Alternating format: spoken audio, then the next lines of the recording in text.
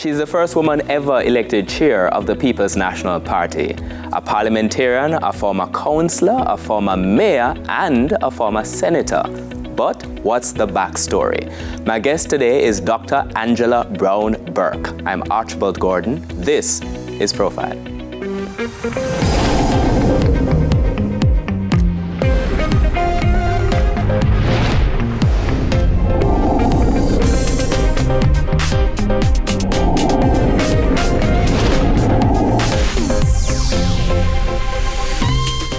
Dr. Angela Brown-Burke, welcome to Profile. Thank you. I'm looking forward to this conversation because there's so much about you that all we know really about you, and I Googled, so I'm saying this from a place of knowledge, is what's on the internet in relation to politics. But there's so much more about your background that we don't know. Let me share the Cliff Notes version of what we do know. So, Member of Parliament for St. Andrew Southwestern. You succeeded the former Prime Minister and Member of Parliament as well, Portia Simpson-Miller. Former Mayor of Kingston, where you focused on urban development and community engagement overall. A Vice President of the People's National Party, the first ever female chairman of the People's National Party. Deputy President of the Senate prior to your role as Mayor. And that's just the political part. And just part of the political part. When you listen to all of this and then you know all of the bits that we don't know, what do you think, first of all? You know, I just think that I have been blessed and that I had a good upbringing, good parents, good friends, and that God has taken me to where I am today. Not even the upbringing is on the internet, by the way. If you search a Wikipedia page, it says early life, and the early life is a list of you being, I think, a counselor. Ooh, okay. A counselor, but your early life, let's start there and talk about it. Ooh, well, I was born in Kingston. That's what my birth certificate says, right? My mother tells me that I came to Kingston at 2 years old. And so most of my early years I know from Oxford Street in Kingston, downtown Kingston. And from there, I used to go to All Saints Anglican Church, which is just around the road. I used to walk to church in the mornings. And my mother tells me, right, she tells me that she had me at a little basic school. And I came home and said, H-A-D-D, had. And she tried to tell me that wasn't so. And I insisted that's what teacher said. And so she went looking for a school. And that's how I ended up at what was then Denham Town Primary, which while I was going there was changed to St. Andrew Primary to accommodate the new Denham Town Primary that was being built. We used to live right on top of Mr. Chong's store, hardware store, right, on Oxford Street, right at the corner of Oxford Street and Beeston Street.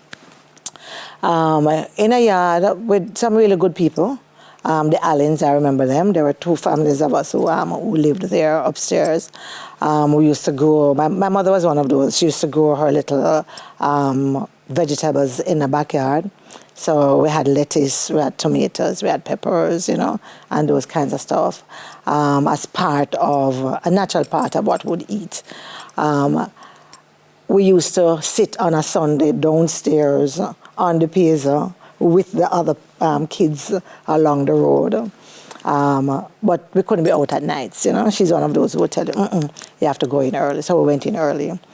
She didn't finish high school because she dropped out to have kids.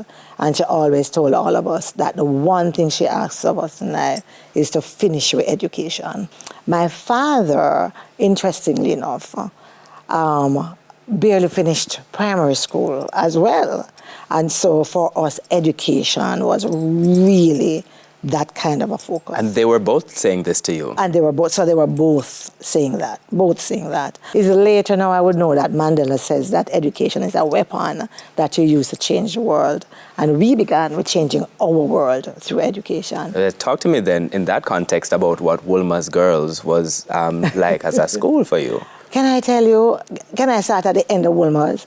Many years after I left Wolmer's, I had a conversation with some kids, not some kids, some women, we still call ourselves girls, about Wolmer's. And this was like about 15 years after. And that was when it dawned on us that these teachers told every group coming in that they were the brightest. So I entered Wolmer's in 1972 with a group of young ladies who were told that we were the brightest group to come through Wolmer's. And we went through Wolmer's thinking, indeed, we were the brightest. And what that meant is that the level of confidence, there was nothing that we couldn't do. It was all just left to us because we were the brightest set of girls to come through Wolmer's. Promise and expectation. It is a promise, the expectation, and just that knowledge that we were just good enough. All we had to do was be ourselves. I developed a love for languages while I was at Wolmer's. So I did Latin in second form. Well, I did Spanish in first form, I did Latin in second form, and third form, and then I did French in fourth form. Wow. Yeah, so I just always had a love for language. I thought I was good at languages, yeah. And in fact, you would go on to do languages. Yes. But not in Jamaica. But not in Explain. Jamaica. So I got a scholarship through the People's National Party to go to Cuba.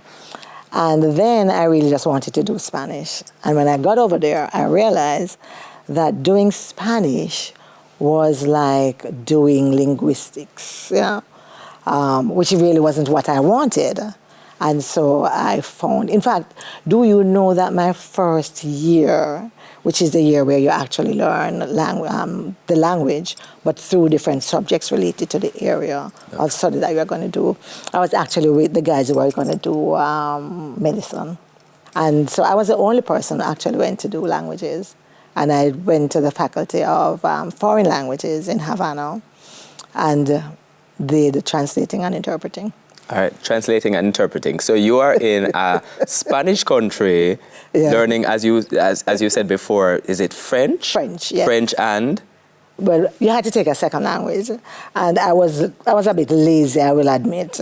And so my second language was actually English. And it's strange because I actually did German when I was in sixth form at Wolmer's as well.